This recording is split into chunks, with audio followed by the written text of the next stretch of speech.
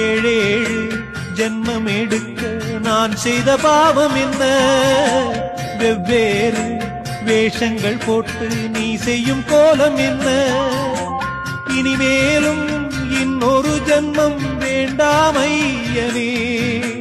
படைத்தாலுந்தன் கோவில் மணியாய் படைப்பாய் ஐயனே.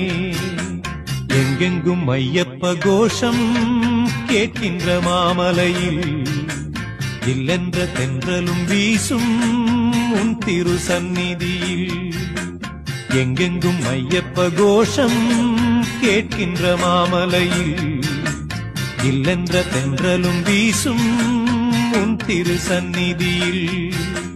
எப்போதும் உன்முகம் பார்க்கின்ற ஆசை ஐயப்பா. என்னாலும் வந்து அணைப்பது உந்தன் கையப்பா.